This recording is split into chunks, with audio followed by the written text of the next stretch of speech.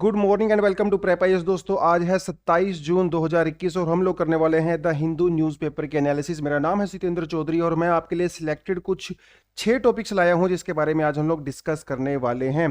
पहला जो टॉपिक है वो हम लोग डिस्कस करेंगे इंडिया चाइना के साथ जो इंडिया के इश्यूज चल रहे हैं JNK के अंदर, लद्दाख में, उसके बारे में थोड़ी सी हम लोग बात करेंगे। GS पेपर 3 में डिफेंस वाले सेक्टर से और साइंस एंड टेक वाले से भी वैसे हो सकता है, बट डिफेंस वाले से ज़्यादा होता है। GS पेपर 2 से भी हम लोग यहाँ से इसको रिलेट कर सकते हैं बिकॉज इंडिया और उसके नेबरहुड के साथ रिलेशनशिप जो है that comes under the GS paper 2। The second topic that we are going to do is vacancies in high court. तो GS पेपर 2 में आपका ये क्वेश्चन जो है इंडियन पॉलिटी के साथ बनता है, क्योंकि हाई कोर्ट्स के अंदर भैया काफ़ी ज़्यादा वैकेंसी हैं और जब वैकेंसी ही फुलफिल नहीं करोगे, केसेस को कैसे सोल्व करोगे, है ना, कैसे वर्डिक्ट सुनाओगे, कैसे केस लोड को कम करोगे और कैसे आप जस्टिस डिलीवरी करोगे, क्योंकि justice delayed is justice denied. और डिले तो होगा ही क्योंकि वहां पे जज ही नहीं है सुनवाई करने के लिए। तो दूसरा टॉपिक हम लोग इसके बारे में डिस्कस करेंगे। The third topic is going to be India Greece talks. ठीक है, इसके बारे में बात करेंगे। GS पेपर 2 में IR से इसको हम लोग रिलेट करेंगे इंटरनेशनल रिलेशनशिप्स में। ठीक है, थोड़ी बात करेंगे क्या ग्रीस और टर्की के बीच में क्या इशू चल रहे हैं और इंडिया उसमें क्या रोल प्ले कर सकता है। The fourth topic we are going to discuss is about national park, tiger reserve भी कह सकते हो। ठीक है, opening of the national park और टाइगर रिजर्व उत्तराखंड के अंदर सरकार ने ऐसा बोला है कि वहां पे जो राजा जी और जिम कॉर्बेट नेशनल पार्क है उसको हम 12 महीने टूरिस्ट के लिए खोलेंगे। तो उसको लेकर थोड़ा सा इशू है, कंट्रोवर्सी है, बहुत सारे लोग उसमें ऑब्जेक्शन कर रहे हैं। हम देखेंगे वो ऑब्जेक्शंस क्या क्या हैं। तो बायोडाइवर्सिटी और एनवायरमेंट वाले सेक्शन से फ्रॉम GS पेपर 3 आपका ये टॉपिक बनता है। The fifth topic that we are going to discuss is about meteorite and the Earth's mantle from GS paper 1 geography से ये क्वेश्चन बनता है। ठीक है, तो इसको थोड़ा सा डिटेल में हम लोग वहां पे देखेंगे। वैक्सीन हेजिटेंसी GS पेपर 3 में आपका जो हेल्थ सेक्टर से बनता है, हालांकि इसको हम लोग गवर्नेंस से रिलेटेड कर सकते हैं GS पेपर 2 में। ठीक है, कि कैसे एक गुड गवर्नेंस के लिए हम लोग क्या क्या चीज़ें कर सकते हैं, कैसे लोगों को अवेयर कर सकते हैं, कैसे लोगों को तैयार कर सकते हैं, हेल्थ सिस्टम को कैसे इंप्रूव कर सकते हैं, वो सारी की सारी चीज़ें गवर्नेंस में भी आ जाती हैं। और गुड गवर्नेंस की बात कर रहा हूँ मैं। और आपका GS पेपर 3 में आपका हेल्थ सेक्टर से भी आ जाती हैं। तो देखिए बात ऐसा है ना, पहले मैं इस बारे में बात कर चुका हूँ, कोई भी टॉपिक आप आइसोलेशन में नहीं कर सकते, they are different different dimensions, right. और अगर आपको किसी टॉपिक को कंप्लीट अंडरस्टैंडिंग करना है उसकी टोटलिटी में, तो you need to like develop that kind of skill जिससे आप वो डॉट्स को कनेक्ट कर सको, लिंकेज कर सको। और जिस दिन आपको लिंकेज करने आ गया ना दोस्तों, उस दिन समझ लो आपकी प्रेपरेशन बिल्कुल सही डायरेक्शन में चल रही है। चलिए पहला टॉपिक लेते हैं हम लोग चाइना वाला। आपको पता ही है, थोड़ा सा आपको लोकेशन दिखा देता हूँ। देखिए जो ये ब्लू डॉटेड आपको लाइन दिखाई दे रही है, इसके जो लेफ्ट साइड में है ये है पाकिस्तान ऑक्यूपाइड कश्मीर। यहाँ पे इसको आज़ाद कश्मीर बोलते हैं, लेकिन this is the area which is occupied by Pakistan. ठीक है, और यहाँ पे जो रेड डॉट आपको ये दिखाई दे रही है ये है LAC, मतलब लाइन ऑफ एक्चुअल कंट्रोल। ठीक है, लाइन ऑफ एक्चुअल कंट्रोल। इसके इस तरफ अक्साई चिन्ह है, हालांकि इंडिया इसको क्लेम करता है, but this is controlled by China. Okay, तो ये LAC है, लाइन ऑफ एक्चुअल कंट्रोल, और ये LOC है। तो LOC और LAC में ना थोड़ा सा डिफरेंस हमको पता होना चाहिए। LOC इंडिया पाकिस्तान और ये इंडिया एंड चाइना। चलिए अब इशू यहाँ पे क्या है, आप यहाँ पे ये देख सकते हो, ये है पेंगोंग सो लेक। पेंगोंग सो लेक के बीच में से आपकी लाइन ऑफ एक्चुअल कंट्रोल जा रही है, मतलब boundary between India and China. जहां पे 3 इडियट मूवी की शूटिंग भी हुई थी वो पेंगोंग सो लेक ही है। ठीक है, इसका 30-40% पार्ट इंडिया के अंदर है, बाकी पार्ट जो है वो चाइना के अंदर में है। तो अगर क्वेश्चन इस तरह से आता है कि कौन सी ऐसी लेक है जिसमें से इंडिया चाइना की बाउंड्री जो है वो पास होते हैं, क्योंकि न्यूज में है तो आ सकता है डेफिनेटली प्रीलिम्स में क्वेश्चन। तो that is called your Pangong so lake. आप मुझे कमेंट सेक्शन में ये बताओगे कि पेंगोंग से लेक जो है वो फ्रेश वाटर लेक है या ब्रैकिश वाटर लेक है। ये आपके लिए मैं क्वेश्चन यहाँ पे छोड़ के जा रहा हूँ। इसके अलावा चलो एक और क्वेश्चन आप बता सकते हो कि इंडिया में लार्जेस्ट फ्रेश वाटर लेक कौन सी है। ये क्वेश्चन मैं आपके लिए छोड़ के जा रहा हूँ कमेंट सेक्शन में, मैं देखूंगा कौन कौन से लोग इसको रिप्लाई करते हैं। चलिए अब यहाँ पे आप ये देख सकते हो, this is your Galwan valley, this is your Galwan valley, है ना, जहां पे सबसे ज्यादा इशू हुआ था। 20 इंडियन सोल्जर्स भी यहाँ पे शहीद हो गए थे when there was violent clashes between India and the Chinese soldiers. उसके बाद जो है इनके बीच में बातचीत शुरू हुई, तो चाइना ने अपने सोल्जर्स को वापस बुला लिया, इंडिया वालों ने वापस बुला लिया, लेकिन अभी भी काफ़ी सारे सोल्जर और इंफ्रास्ट्रक्चर वो लोग वहाँ पे डेवलप कर रहे हैं, वो सारी की सारी चीज़ें हैं। But yes, that was the whole case. लेकिन सिचुएशन अब ऐसी है क्योंकि इंडिया ने बहुत ज़्यादा अपील करने के बावजूद भी चाइना वाले अभी भी अपने सोल्जर्स को वहाँ से नहीं हटा रहे हैं। तो इंडिया ने अपने पूरी जो उनकी जो फोर्स थी, जो एयर फोर्स के अंदर जितने भी रिसोर्सेज थे, इंडिया की आर्मी के पास जो जितने भी रिसोर्सेज थे, उनको यहाँ पे तैनात कर दिया था। तो क्योंकि क्लैश हो सकता है, कभी भी वॉर हो सकता था। तो उससे रिलेटेड ही ये आज की थोड़ी न्यूज़ है। इंडिया के अंदर दो हेलीकॉप्टर हम लोग यूज़ करते हैं, एक है चीता और एक है चेतक। देखो ये भी आपको पता होना चाहिए, पूछ सकता है वो आपसे एग्जाम में, प्रीलिम्स में स्पेशली। इंडिया में ये पिछले 40-45 साल से यूज़ हो रहे हैं, बहुत पुराने हैं। तो इंडिया चाहता है कि इनको हम लोग डीकमीशन कर दें और नए हेलीकॉप्टर्स को जो है इंडियन एयरफोर्स के अंदर लॉन्च करें, ताकि हमारा जो डिफेंस है वो लेटेस्ट रहे और मॉडर्न रहे। लेकिन सिचुएशन अभी ऐसी नहीं है कि इनको हम पूरी तरह से डीकमीशन कर दें। अभी भी चीता और चेतक को इंडिया में यूज़ किया जा रहा है, हालांकि 30-40% हम लोगों ने इनका यूज़ को कम कर दिया है over a period of time. उसके अलावा देखो ये तो पुराने हैं। नए वाले की अगर मैं बात करूँ तो रुद्रा और ALH, रुद्रा और ALH, देखिए आप यहाँ पे देख सकते हो, एडवांस्ड लाइट हेलीकॉप्टर और रुद्रा। ये बहुत ही मॉडर्न हेलीकॉप्टर के वेरिएंट्स हैं। इनके अंदर नाइट विजन भी जो है यूज होता है, मतलब रात को भी देख सकते हैं। तो बहुत ही एडवांस हैं। फ्यूचर में हम लोग क्या करने वाले हैं, देखिए अपाचे। अपाचे इस दुनिया का सबसे मॉडर्न और सबसे एडवांस हेलीकॉप्टर है, अटैकिंग हेलीकॉप्टर है, जो यूएसए से हम लोगों ने खरीदा था। 22 अपाचे हेलीकॉप्टर वहां से खरीदे थे, और बोइंग कंपनी है वो इसको बनाती है। ठीक है। तो जब इंडिया चाइना के बीच में हुआ इशू हुआ, तो 22 साल पहले, तो 15 तो पहले आ गए थे, 7 अभी आ गए हैं। तो अभी इंडिया जो है वो ये सोच रहा है कि इस लाइन पे यहाँ पे मैं अपाचे हेलीकॉप्टर भी अपने यहाँ पे डिप्लॉय कर दूं, क्योंकि एक बार अगर अपाचे यहाँ पे हो गए डिप्लॉय, तो इंडिया का वहाँ पे अपर हैंड हो सकता है, क्योंकि सबसे एडवांस हैं, ये सबसे एडवांस हैं। ऊपर से इसराइल के साथ आपको पता हमारे डिफेंस रिलेशनशिप्स बहुत ज़्यादा अच्छे हैं।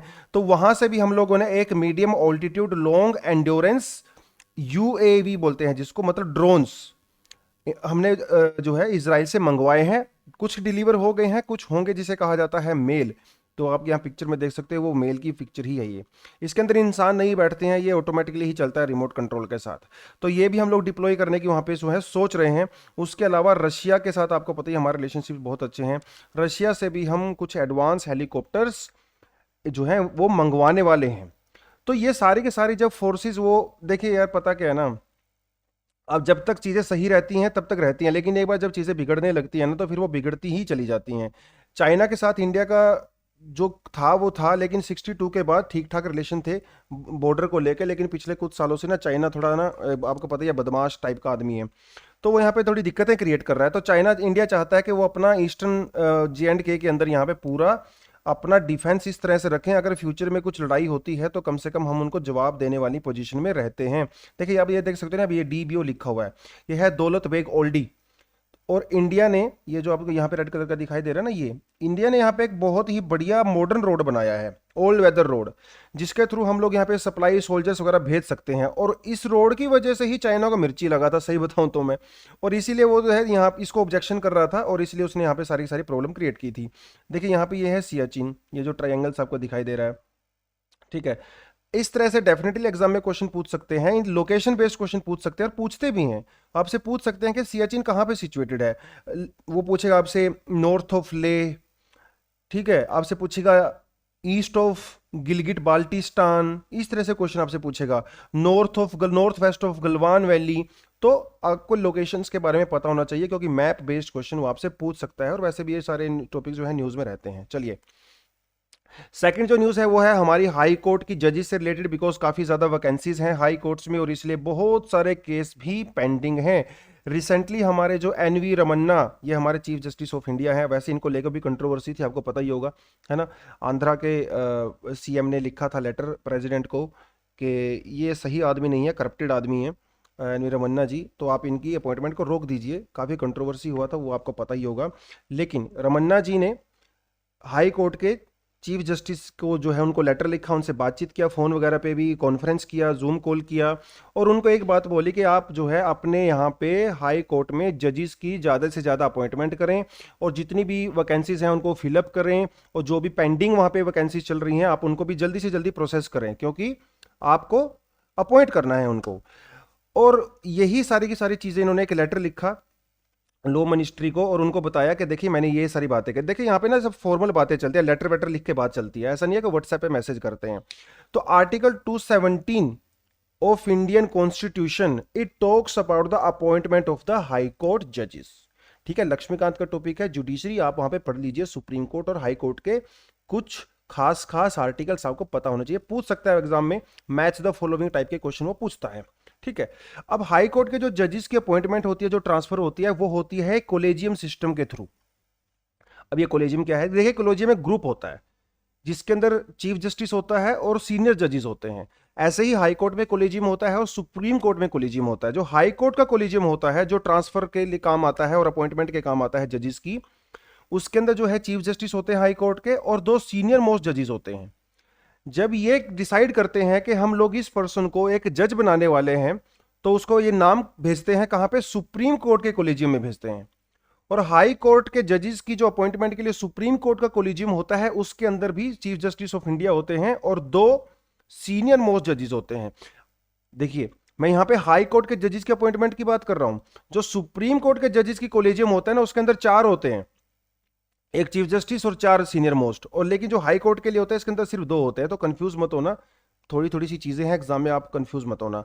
तो सुप्रीम कोर्ट मतलब वैसे तो पहले जो हाई कोर्ट का कोलिजियम है, ये अपने नाम डिसाइड करने के बाद उसको चीफ मिनिस्टर को भेजता है, चीफ मिनिस्टर उसको गवर्नर को भेजता है, उसके बाद ये जाता है सुप्रीम कोर्ट में, सुप्रीम कोर्ट भी उन नामों के ऊपर डिस्कस करता है, डिसाइड करता है और उसके बाद इसको भेजता है लॉ मिनिस्ट्री के अंडर में। और उसके बाद वो जाता है आईबी, आईबी मतलब इंटेलिजेंस ब्यूरो, और फिर वो अपनी रिपोर्ट भेजते हैं, ऑब्जेक्शन वगैरह भेजते हैं। तो वो सारी की सारी प्रोसेस यहाँ पे होती है।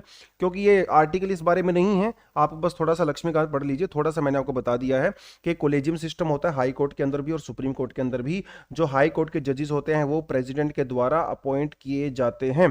ठीक है, चलिए जी, आप मुझे कमेंट सेक्शन में ये बताओगे कि इनकी रिटायरमेंट एज कितनी है, इट इज 62 और it is 65, that is my question for you. Comment section में मैं एक्सपेक्ट करता हूं आपसे ये। ठीक है, तो यही बात है, इन्होंने उनसे बोला है कि देखिए वो सारी की सारी जो मैंने आपको बताई कि इन्होंने लेटर में लिखा है कि मैंने हाई कोर्ट के जजेस से, चीफ जस्टिस से बात की है, वो ज़्यादा से ज़्यादा वैकेंसीज को फिलअप करें। जो और मुद्दे इन्होंने उठाए हैं उसके अलावा, वो उन्होंने उठाए हैं कि डिजिटल डिवाइड। तो जब रमन्ना जी ने chief justice of high courts के साथ डिस्कस किया, तो उन्होंने बोला भैया बताइए क्या प्रॉब्लम है, आप क्या कर सकते हैं और ज्यादा बेटर जस्टिस डिलीवरी के लिए। तो जितने भी चीफ जस्टिस थे हाई कोर्ट्स के, उन्होंने एक बात बोली है, देखिए सर हमारी कंट्री में हर जगह पे डिवाइड है, इकोनॉमी में डिवाइड है, क्लास में डिवाइड है, कास्ट में डिवाइड है, और इसी तरह का डिवाइड जो है वो जस्टिस डिलीवरी सिस्टम के अंदर भी है। वो कैसे, अर्बन और रूरल एरियाज में, क्योंकि डिजिटल गैप बहुत ज्यादा है, और क्योंकि आजकल डिजिटल जो चीजें हैं वो बहुत ज्यादा प्रेवलेंट हो चुकी हैं, तो वो डिजिटल डिवाइड को दूर कीजिए। अगर आपने रूरल और अर्बन एरिया के बीच में डिजिटल डिवाइड को दूर कर दिया, तो जस्टिस डिलीवरी सिस्टम जो दोनों के बीच में वेरी करता है, वो भी गैप उसके अंदर जो है वो ब्रिज हो सकता है। तो आपके मेंस के पर्सपेक्टिव से यहां से एक इंपॉर्टेंट क्वेश्चन, एक पॉइंट आपको मिलता है कि इंडिया में हम लोग जस्टिस डिलीवरी के लिए क्या चीजें बेटर कर सकते हैं। तो डिजिटल डिवाइड को दूर करिए। कैसे दूर होगा, आप इंफ्रास्ट्रक्चर डेवलप कीजिए। तो टायर 2 सिटीज हैं, टायर 3 सिटीज हैं, वहां पे जो मतलब जो जुडिशरी से रिलेटेड जो भी ऑफिस हैं या वहां पे जो कोर्ट्स हैं, आप उनको मॉडर्नाइज कीजिए। वहां पे इंटरनेट की स्पीड करवाइए, वहां पे जो पेपर वर्क होता है उसको आप कंप्यूटराइज फॉर्म में करवाइए। तो ये आप इंफ्रास्ट्रक्चर वहां पे डेवलप कर सकते हो। इसके अलावा इन्होंने एक और चीज बोली है, वो है नेशनल जुडिशियल इंफ्रास्ट्रक्चर कॉरपोरेशन। यह एक जो है जुडिशरी के द्वारा किया गया एक प्रपोजल है। इस प्रपोजल के थ्रू ये सरकार को ये बताएंगे कि कैसे हम जो है डिजिटल नेटवर्क का यूज कर सकते हैं जस्टिस डिलीवरी के लिए। तो इसका प्रपोजल भी सरकार को फ्यूचर में जाने वाला है, तो जिसके बारे में हम लोग फ्यूचर में डेफिनेटली जब ये पास होगा तो अच्छा सा एडिटोरियल हम लोग इसके ऊपर करने वाले हैं। और उन्होंने कुछ क्या इशू बताया, उन्होंने वैक्सीनेशन वाला इशू बताया है कि जो भी हमारे जुडिशरी के जो स्टाफ हैं, सब स्टाफ है भैया, सबको वैक्सीनेट कीजिए, उनकी फैमिली को भी वैक्सीनेट कीजिए। उसके अलावा जो जूनियर्स हैं, मतलब जो नए नए लॉयर्स हैं जिन्होंने अभी अभी ज्वाइन किया है, क्योंकि लॉकडाउन की वजह से उनके पास काम तो है नहीं, है ना, कोर्ट्स वगैरह बंद पड़े हुए हैं, तो आप इनको फाइनेंशियल सपोर्ट भी दीजिए यार। ठीक है, आप वो भी दीजिए, डायरेक्ट बेनिफिट ट्रांसफर दीजिए, कुछ भी करिए, लेकिन उनको भी फाइनेंशियल सपोर्ट की जरूरत है। तो ये कुछ सजेशंस हैं। और जब भी किसी हाई कोर्ट के जजेस से या सुप्रीम कोर्ट के जजेस से, स्पेशली सीजीआई से कोई सजेशंस जाती हैं किसी भी तरह की, तो वो अरे हमारे एग्जाम के लिए मसाला हो जाता है। It is a good fodder for us for our exam, especially for mains, ठीक है। और प्रीलिम्स के लिए आप तो लक्ष्मीकांत से पढ़ ही लोगे। चलिए, अगली जो इशू आता है that is from the GS paper 2 and international relationships. India और ग्रीस ने जो है अभी बातचीत किया है आपस में, और इन टेरिटोरियल इंटेग्रिटी की बात कर रहे हैं। देखिए, इस दुनिया में मतलब एक पुरानी कहावत है कि दुनिया में जितने झगड़े होते हैं ना, वो तीन चीजों के लिए होते हैं, जर, जोरू और जमीन। हालांकि I don't believe in this theory, but still ऐसा कहा जाता है ना, कि पैसे के लिए, और पैसे के लिए, टेरिटरी के लिए, जमीन मतलब टेरिटरी, एंड लेडी, चलो उसको आप छोड़ दीजिए अभी अभी उस चीज को। लेकिन टेरिटरी के लिए बहुत सारे जो है इशू होते हैं, और ये जो है पहले भी लागू होती थी चीज, और ये आज भी लागू होती है, चाहे वो टेरिटरी हो चाहे वो पैसा हो। पैसा मतलब नेचुरल रिसोर्सेज, जो आपको पता ही है साउथ चाइना सी में क्या हो रहा है। तो नेचुरल रिसोर्सेज के लिए आप लड़ते हो, कंट्रीज लड़ती हैं। और ऐसी ही कुछ लड़ाई साइप्रस, मतलब ऐसी ही कुछ लड़ाई टर्की के बीच में और ग्रीस के बीच में भी हो रही है, टर्की और ग्रीस। तो आपको ये पूछ सकता है एग्जाम में। देखिए, यहां पे जो है ये आपका आता है ग्रीस, ठीक है, आप यहां पे देख रहे हो ये ग्रीस है, और ये है टर्की, और यहां पे जो है ये है मेडिटेरेनियन सी। तो एक तो आपको ज्योग्राफी के पर्सपेक्टिव से पता होना चाहिए कि कौन कौन सी कंट्री हैं जो मेडिटेरेनियन ओशन को सराउंड करती हैं। ऐसे एग्जाम में क्वेश्चंस पहले भी आ चुके हैं और फ्यूचर में भी आएंगे, मैं आपको लिख के दे रहा हूं। अल्जीरिया, लीबिया, इजिप्ट, मोरक्को, और यह है ट्यूनीशिया। इसको याद करने का सिंपल सा तरीका है MATLE। ये जो है जो नदर्न मोस्ट अफ्रीकन कंट्रीज हैं, MATLE, Morocco, Algeria, Tunisia, Libya और इजिप्ट, ठीक है। उसके अलावा जो दूसरी कंट्री जो है सराउंड करती हैं वो आप यहां पे देख सकते हो, that is your Spain here, it is France, it is Italy, Slovenia, Croatia, Bosnia, Montenegro, ठीक है, Albania, Greece, Turkey, Cyprus, Syria, Lebanon, Israel. Jordan नहीं है यहाँ पे। आई थिंक 2014 या 2015 में क्वेश्चन आया था कि मेडिटेरेनियन ओशन को कौन कौन सी कंट्री सराउंड करते हैं, उसके अंदर जॉर्डन वाला ऑप्शन भी था। तो Jordan does not touch Mediterranean ocean, तो एक तो आपका क्वेश्चन यहां से हो गया। अब मेडिटेरेनियन ओशन के अंदर जो चीज मैं आपको बताने वाला हूं वो ये है। देखिए, ये है इधर ग्रीस, और ये इसे बोला जाता है क्रेट। ये भी जो है ग्रीक आइलैंड्स हैं। जो सबसे ज्यादा इंपॉर्टेंट है वो ये है कास्टलेरिजो, ये भी ग्रीक टेरिटरी है, छोटा सा आइलैंड है, बिल्कुल टर्की से 5-6 किलोमीटर दूर है। और आपको पता है कि किसी भी आइलैंड के चारों तरफ क्या होता है, एक्सक्लूसिव इकोनॉमिक जोन होता है ना। तो उस एक्सक्लूसिव इकोनॉमिक जोन में कोई भी कंट्री वहां के जो नेचुरल रिसोर्सेज है उनको एक्सप्लॉइट कर सकती है, उनको निकाल सकती है। अब बस प्रॉब्लम यही है। अब ये देखिए, सारा झगड़ा किसके लिए होता है, पैसे के लिए होता है ना भैया। तो ये जो ईस्ट मेडिटेरेनियन है ना, ईस्ट मेडिटेरेनियन ये वाला जो रीजन है, रिसेंटली यहाँ पे पता लगा है कि यहाँ पे बहुत ज्यादा नेचुरल गैस है और क्रूड ऑयल है।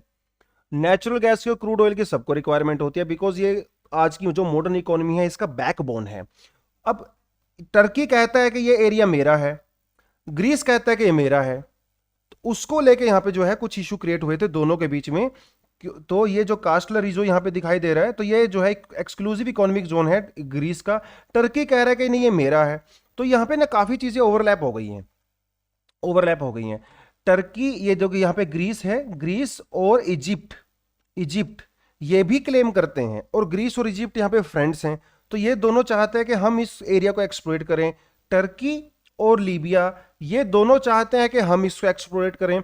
इसी को लेके दोनों के बीच में झगड़ा हुआ था, क्योंकि ये जो छोटा सा आइलैंड यहाँ पे दिख रहा है ना आपको, कास्तरीजो, ये ग्रीस की टेरिटरी है और ये पूरे का पूरा यहाँ पे टर्की है। तो दोनों के लेके यहाँ पे इशू था। और इंडिया का यहाँ पे क्या रोल है, देखिए, इंडिया का जब भी कोई झगड़ा होता है ना, तो आप ना अपने सपोर्टर्स ढूंढते हो कि कहाँ कहाँ पे हमें सपोर्टर्स मिलेंगे। और टर्की का इंडिया के साथ कोई खास रिलेशनशिप नहीं है फ्रेंड्स। वो सिर्फ बॉलीवुड फिल्मों में दिखाते हैं कि अच्छा रिलेशन है ना, क्योंकि टर्की और पाकिस्तान काफी क्लोज हैं, और जब पाकिस्तान का जो दोस्त होगा तो हमारा दोस्त नहीं हो सकता, सीधी सी बात ये है। तो ये सारी की सारी चीजें हैं। तो उन्होंने आपस में बात की है अभी ग्रीस ने और इंडिया ने, और इन्होंने कहा है कि देखियो, टेरिटोरियल इंटेग्रिटी की हम लोग सपोर्ट करते हैं, इंटरनेशनल रूल को आप फॉलो कीजिए, जैसी बातें हम लोग जनरली करते हैं। हम लोग पीस को सपोर्ट करते हैं, वो सारी की सारी चीजें। अग्रीमेंट ऑन ISA, ISA का मतलब है international solar alliance, international solar alliance. भैया, इसको एस्टेब्लिश करने में इंडिया का ही पार्ट है। इंडिया और फ्रांस ने इसको एस्टेब्लिश किया था पेरिस कन्वेंशन के अंदर, आपको पता ही है। पेरिस क्लाइमेट टॉक्स जब हुई थी 2015 में, उस टाइम पे इसको फॉर्मली अनाउंस किया गया था। हालांकि इससे पहले अफ्रीकन यूनियन के साथ जो हमारा सबमिट हुआ था, तो मोदी जी ने उसमें बोला था कि हम लोग ऐसा कुछ बनाएंगे। इनिशियली इसमें 121 कंट्री थी, और ये वो कंट्री थी जो ट्रॉपिक ऑफ कैंसर और ट्रॉपिक ऑफ कैप्रिकॉर्न के बीच में लाई करती हैं, आसपास में लाई करती हैं। तो बेसिकली इनको कहा जाता है सनशाइन कंट्री, क्योंकि देखिए सोलर अलायंस है। अब आर्कटिक में जाके तो सोलर अलायंस नहीं बना सकते, क्योंकि वहां पे तो सन निकलता ही बहुत कम है। तो Tropic of Cancer, Tropic of Capricorn के बीच में जो सनशाइन कंट्री है, जहां पे सबसे ज्यादा सनशाइन होता है, सन जो है वहां पे सनरेज होती हैं, उनकी अलायंस था शुरू में। तो अभी ये सबके लिए ओपन कर दिया गया है, ठीक है। तो ग्रीस के साथ भी हम लोगों ने एग्रीमेंट किया है अबाउट इंटरनेशनल सोलर अलायंस। तो ये भी एक आपका प्रीलिम्स में क्वेश्चन डेफिनेटली यहां से बन सकता है, ठीक है। चलिए जी, देखिए टर्की वाली हिस्ट्री ना थोड़ा इंटरेस्टिंग रहेगा, आप इसको पढ़ सकते हो। 1974 के अंदर टर्की ने साइप्रस के ऊपर अटैक किया था, ठीक है। और उसका जो ये नदन वाला पार्ट है, ये अभी टर्की के कंट्रोल में है, साइप्रस वाला। नीचे वाला पार्ट है, ये ग्रीस के कंट्रोल में है। तो इसको लेके भी दोनों के बीच में काफ़ी झगड़ा होता है, ठीक है। चलिए थोड़ा सा आपका मैंने वो वाला पोर्शन भी करवा दिया। कॉर्बेट और राजाजी नेशनल पार्क कहाँ पे है भैया? उत्तराखंड के अंदर है। आप यहाँ पे देख सकते हो, ये कॉर्बेट नेशनल पार्क है, और यहाँ पे आप ये देख सकते हो राजाजी नेशनल पार्क है। और यहाँ पे आगे आपका Nanda Devi biosphere reserve. India का सबसे पहला नेशनल पार्क है, वो है कॉर्बेट नेशनल पार्क। ये प्रीलिम्स के लिए फैक्ट आपको मैंने बता दिया है, ठीक है, प्रीलिम्स के लिए। चलिए जी, अब दिक्कत यह है कि राजा जी को और कॉर्बेट को 12 महीने खोलने की बात कर रही है उत्तराखंड सरकार। इवन उन्होंने नोटिस भी दे दिया है कि आज के बाद ये 12 महीने हम इसको ओपन करने वाले हैं। पहले क्या होता था, मॉनसून के दौरान 5 महीने नेशनल पार्क बंद रहते थे। एक्चुअली इंटरनेशनल प्रैक्टिस है। और तो उन्होंने कहा भी इसको 12 महीने ओपन करेंगे। तो जो एनवायरमेंटलिस्ट हैं, जो जो जो सपोर्ट करते हैं एनवायरमेंटल कॉजेज को, वो इसको क्रिटिसाइज कर रहे हैं। वो कह रहे हैं कि सरकार जो है सिर्फ और सिर्फ पैसा कमाना चाहती है, सरकार को बायोडाइवर्सिटी से कोई लेना देना नहीं है। उनका कहना है अगर 12 महीने वहां पे टूरिस्ट लोग जाएंगे तो वहां पे नॉइस पोल्यूशन क्रिएट करेंगे, पोल्यूशन क्रिएट करेंगे, ट्रैफिक का नॉइस होगा, डिस्टर्ब होगी वाइल्ड लाइफ, और जिससे हमारा जो इकोलॉजिकल जो बैलेंस है वो खराब हो सकता है। टाइगर ब्रीडिंग पे फर्क पड़ सकता है।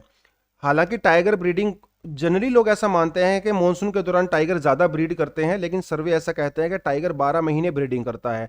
बात करते हैं एलिफेंट की। वैसे तो एलिफेंट भी 12 महीने ब्रीडिंग करता है, लेकिन मॉनसून के दौरान जो है एलिफेंट थोड़ी एक्स्ट्रा ब्रीडिंग करते हैं। तो जब मॉनसून के दौरान वहां पे इतने ज्यादा जो है ट्रैफिक होगा, टूरिस्ट लोग जाएंगे, तो एलिफेंट की ब्रीडिंग के ऊपर फर्क पड़ सकता है। और सिर्फ हम इन दो बड़े बड़े एनिमल्स की बात क्यों कर रहे हैं? और बहुत सारे वहां पे छोटे छोटे एनिमल हैं जो मॉनसून के दौरान एक्स्ट्रा ब्रीडिंग करते हैं और अपनी पॉपुलेशन को मेंटेन करते हैं। क्योंकि देखिए जब मॉनसून के दौरान पॉपुलेशन ज्यादा होगी ना, तो टाइगर्स को भी तो तभी फूड मिलेगा, है ना। तो वो सारी की सारी चीजें यहाँ पे हैं। और जब ये 12 महीने आप यहाँ पे ओपन करोगे तो वो सब कुछ डिस्टर्ब हो सकता है, ठीक है। ऊपर से जो वहां का जो स्टाफ है, आपको पहले ही पता है कि हमारे यहाँ पे स्टाफ की हमेशा ही कमी रहती है, चाहे कोई भी डिपार्टमेंट हो। तो जो जो स्टाफ होता है ना यार, वो जो मॉनसून के दौरान उनको एक रेस्ट पीरियड भी मिल जाता है ना, बफर पीरियड मिल जाता है, क्योंकि साल भर वो इतना ज्यादा बिजी रहते हैं। तो वो भी यहाँ पे चीजें हैं, ठीक है। तो बस उसी को लेके ये पूरे का पूरा मामला था। तो आपको ये थोड़ा सा इनकी लोकेशन पता होनी चाहिए और इसके बारे में थोड़ा सा आपको पता होना चाहिए था। डेफिनेटली इसके बारे में हम लोग फ्यूचर में भी कुछ और न्यूज आएगी तो उसको हम लोग देखेंगे, ठीक है। बात करते हैं अर्थ के इंटीरियर की बात करते हैं, क्योंकि आज संडे एडिशन है तो साइंस एंड टेक से रिलेटेड भी मैंने एक टॉपिक यहाँ पे उठाया है। आपकी जो 11th की बुक है fundamental of physical geography 11th standard की, तो उसमें जब आप अर्थ के इंटीरियर के बारे में पढ़ते हो तो उसके अंदर एक चीज लिखी गई है, how to know about interior of earth. देखिए भैया, अर्थ तो 6400 किलोमीटर लंबा है ना, इतना डेप्थ है उसकी, तो वहां तक आप नहीं जा सकते। वहां के बारे में आप कैसे पता लगाते हो? तो हमारे पास दो सोर्सेज होते हैं, एक होता है डायरेक्ट सोर्स और एक होता है इनडायरेक्ट सोर्स। डायरेक्ट सोर्स मतलब ये होता है कि आप वहां पे जाइए, वहां के मटेरियल को लेके आइए, उसको स्टडी कीजिए, तो वो डायरेक्ट सोर्स होता है, जो पॉसिबल नहीं एक्चुअली।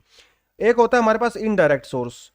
देखिए कई लोग ऐसा मानते हैं कि जो सीज्मिक वेव्स होती हैं वो डायरेक्ट सोर्स होती हैं भैया, लेकिन seismic waves are indirect source. ये आपका एक बार ऑलरेडी एग्जाम में यूपीएससी में क्वेश्चन पूछा जा चुका है, ठीक है। एक तरीका होता है हमारे पास मीटियोराइट्स। देखिए जितने भी प्लैनेट्स हैं और जितने भी जो है बॉडीज हैं हमारे सोलर सिस्टम के अंदर में, हार्ड बॉडीज, वो सभी की सबकी ना बनने की प्रोसेस एक ही है। जिस प्रोसेस से वीनस बना था, उसी प्रोसेस से मार्स बना था, उसी प्रोसेस से जो है अर्थ बनी थी। और वो बहुत सारा मटेरियल अभी भी कंसोलिडेट नहीं हो पाया है। तो कुछ छोटी छोटी रॉक्स और बड़ी बड़ी रॉक्स जो हैं अभी भी मार्स के बीच में और जुपिटर के बीच में घूम रही हैं। आप ये देख सकते हो, ये रॉक्स हैं, कुछ छोटी हैं कुछ बड़ी हैं। इसको कहा जाता है एस्ट्रॉयड बेल्ट। और यहां पे देख सकते हो आप अर्थ है। अर्थ क्या करती है, अपने ग्रेविटेशनल फोर्स की वजह से कभी कभी इनको अर्थ के फील्ड में एंट्री कर लेते हैं लोग, क्योंकि अर्थ इनको अपनी तरफ पुल करता है ना, ग्रेविटेशन की वजह से। और जब ये अर्थ के ऊपर आके गिरते हैं, इसको कहा जाता है मेटेओराइट।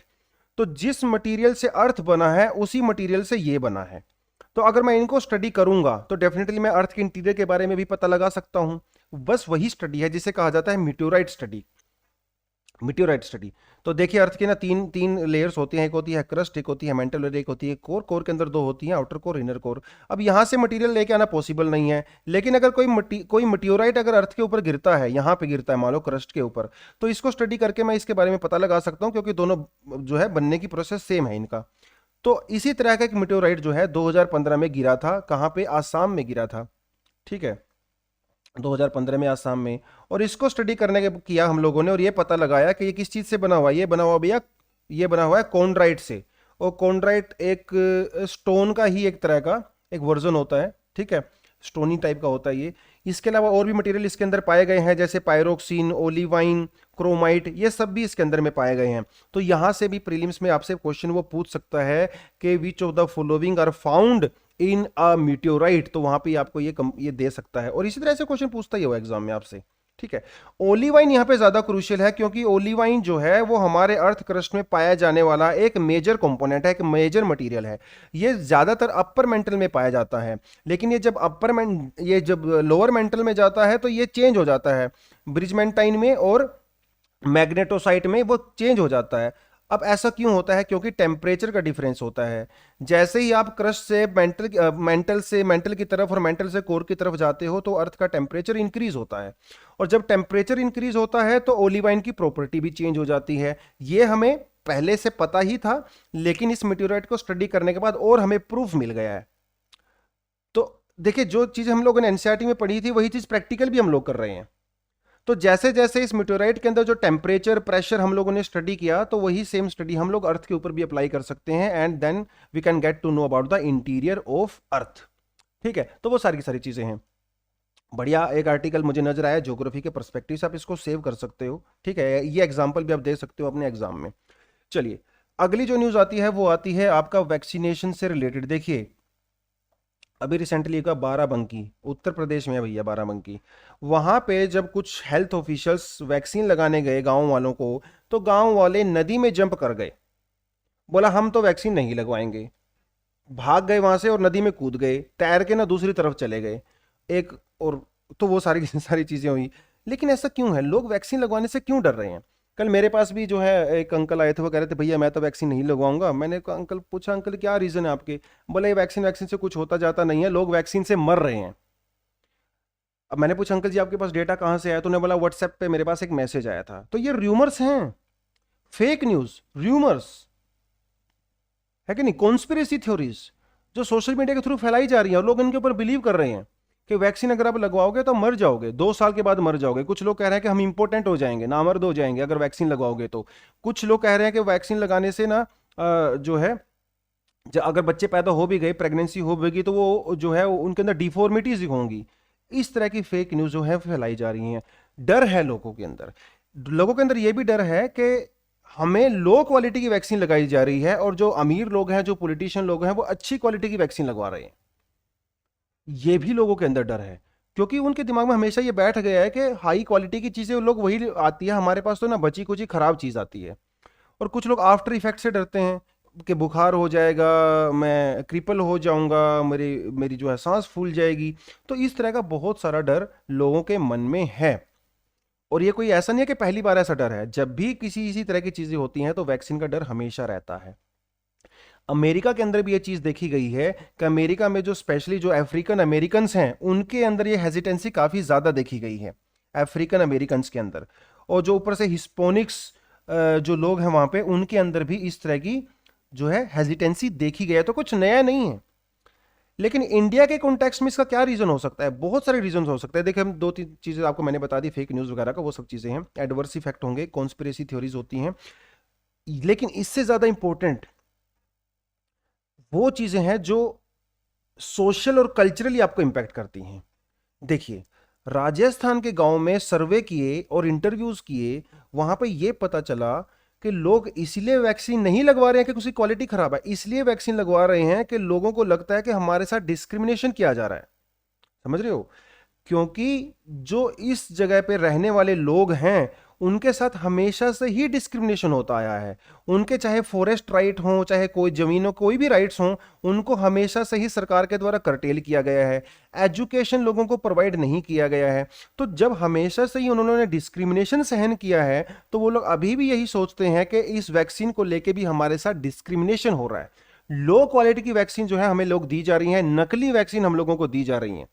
तो ये लोगों के मन में डर है, और ये कोई डर आज नहीं आया है, ये डर पिछले 50 सालों से और उससे भी ज्यादा सालों से है। तो वो जो डिस्क्रिमिनेशन वाली फीलिंग है ना फ्रेंड्स, ये बहुत बड़ा रीजन है जिसको एड्रेस करने की जरूरत है, जिसको एड्रेस करने की जरूरत है। एक और यहां पे साइकोलॉजिकल इंपैक्ट है जो जिसकी वजह से लोग डर है। देखिए, जब भी आपको बुखार हुआ, आपको हेडेक होता है या आपको डेंगू मलेरिया कुछ भी होता है, तो आप डॉक्टर के पास जाते हो, आपको दवाई लेते हो और वो दवाई आपकी ठीक हो जाती है। उसे कहा जाता है क्यूरेटिव मेडिसिन, क्यूरेटिव। ठीक है, क्योंकि आपको बीमारी हुआ, उसके बाद आपने दवाई लिया और आप ठीक हो गए। यही हमारा जनरल माइंडसेट होता है। लेकिन जब बीमार नहीं हो, बीमार होने से पहले आपको जो दवाई दी जाती है उसे कहा जाता है प्रिवेंटिव। तो जो लोग कन्वेंशनली जिस दवाई को ले रहे थे वो बिल्कुल उसके अगेंस्ट है। प्रिवेंटिव दवाइयां लेने की हमें आदत नहीं है, हमें क्यूरेटिव दवाइयां लेने की आदत है बीमारी होने के बाद। तो इसीलिए लोग थोड़ा सा डर रहे हैं कि भैया हम बीमार तो है नहीं, हमें कुछ है तो है नहीं, हम तो बिल्कुल हेल्दी हैं, हम क्यों दवाई लें, क्यों वैक्सीन लें। तो वो भी यहाँ पे बहुत बड़ी समस्या है। तो सिर्फ और सिर्फ ये बोलना कि ये लोग अनपढ़ हैं, गंवार हैं, इनको कुछ पता नहीं है, इतना बोलना काफी नहीं है। उसके पीछे बहुत सारे सोशो कल्चरल जो है रीजंस हैं। तो सारी चीजों कैसे टैकल कर सकते हैं? देखिए, इसके टैकल करना पड़ेगा, पहले तो सरकार को ऑनेस्ट होना पड़ेगा, ट्रांसपेरेंट होना पड़ेगा। बहुत सारी चीजें सरकार छुपा देती है। वैक्सीन लगवाने से किसी को क्या कितने कितने साइड इफेक्ट हुए, ठीक है, कोविड की वजह से कितने लोग मरे, कहां पे किसको कौन सी वैक्सीन मिल रही है, तो वो सारी की सारी चीजें ना हिडन है, वो ट्रांसपेरेंट नहीं है सरकार उन चीजों को लेके। और जब जनता के पास इंफॉर्मेशन क्लियर नहीं जाएगी ना, तो जनता डरेगी। अवेयरनेस नहीं है लोगों को, तो आप उन्हें अवेयरनेस, आप उनको अवेयर अवेयर कीजिए, कैंपेन्स लगाइए, बताइए कि दवाई के क्या क्या साइड इफेक्ट होते हैं, कैसे दूर हो सकते हैं, दवाई कैसे काम करती है। जब इनको इनको चीज़ों का पता लगेगा तो डेफिनेटली वो सपोर्ट करेंगे, है ना। उनके जितने भी डाउट्स हैं सब डाउट्स को क्लियर कीजिए, पेशेंस रखिए, एक दिन में कुछ नहीं होने वाला, इट टेक्स टाइम। क्योंकि जो उनका बिलीफ सिस्टम है उसको बनने में भी टाइम लगा है, तो जब उसकी उनको आप उनके डाउट्स को दूर करोगे तो उसमें भी समय लगेगा। दोस्तों, पेशेंस बहुत ज्यादा यहाँ पे जरूरी है। और हर कल्चर के अलग अलग इंपैक्ट होते हैं, तो आपको उनके कल्चर को भी अंडरस्टैंड करना पड़ेगा, कल्चर को भी जो है वो अंडरस्टैंड करना पड़ेगा। तो कन्वेंशनल बिलीफ, मतलब जो ट्रेडिशनली हम लोग बिलीव करते हैं हेल्थ सिस्टम के बारे में, उसको थोड़ा सा चेंज करना पड़ेगा। नई नई प्रैक्टिस हम लोगों को इंट्रोड्यूस करनी पड़ेंगी। जो लोकल कम्युनिटीज है आप उनको एंगेज कीजिए, प्लानिंग करने में उनको एंगेज कीजिए, एग्जीक्यूट करने में उनको उनको एंगेज कीजिए। जब वह खुद इस प्रोसेस का पार्ट बनेंगे ना, तो अपने आप को ज्यादा रिलेट कर सकते हैं, हेजिटेंसी दूर हो सकती है और वैक्सीन ले सकते हैं ज्यादा से ज्यादा लोग। ठीक है, फीडबैक मैकेनिज्म बनाइए। जिन लोगों को वैक्सीन मिल चुका है आप उनसे फीडबैक लीजिए, दूसरे लोगों के साथ वो फीडबैक शेयर कीजिए। तो ऐसे ही तो अवेयरनेस बढ़ेगा। और ज्यादा से ज्यादा पब्लिक हेल्थ सेक्टर में इन्वेस्टमेंट कीजिए, क्योंकि ज्यादा इन्वेस्ट करोगे तो लोगों का बिलीव बढ़ेगा हेल्थ सेक्टर के ऊपर, और जब हेल्थ सिस्टम के ऊपर बिलीव बढ़ेगा तो फ्यूचर में जो है वो हेजिटेंसी भी कम होगा। ठीक है, मेंस के पर्सपेक्टिव से बहुत ही ज्यादा इंपॉर्टेंट क्वेश्चन है, आपसे डेफिनेट को पूछ सकते हैं, what is vaccine hesitancy, what is vaccine hesitancy, discuss the reasons and suggest appropriate measures. भैया एक बहुत शानदार 10 मार्क्स में या 12.5 मार्क्स में आपके एग्जाम में यहां से क्वेश्चंस आ सकता है। ठीक है, आप इस क्वेश्चन को लिखिए और इस सारे पॉइंट को मेंशन कीजिए, अपने दोस्तों के साथ शेयर कीजिए, इसको आइडिया को उनके साथ डिस्कस करो कि ये सारी चीज़ें हैं। देखिए ऐसे ही ना, इसलिए मैं बोलता हूँ कि न्यूज़पेपर पढ़ना कितना क्रूशियल होता है, क्योंकि आपकी मेंस की तैयारी तो सारी की सारी यहीं से हो जाती है। उसके अलावा आपका जो स्टैटिक पोर्शन है वो अपनी स्टैंडर्ड बुक से पढ़ लीजिए, करंट अफेयर की तैयारी रखिए और अपने आप को चीज़ों को लिंक करना सीखिए। ठीक है, इस तरह से पूरी तैयारी होती है। तो आज के टॉपिक्स में इतना ही करेंगे हम लोग अभी, और हमारे पास आई गेट्स टॉपिक नहीं है। So that is all for the day. पढ़ते रहिए, सीखते रहिए, लिखते रहिए और आगे बढ़ते रहिए। Thank you very much, all the best and जय हिंद।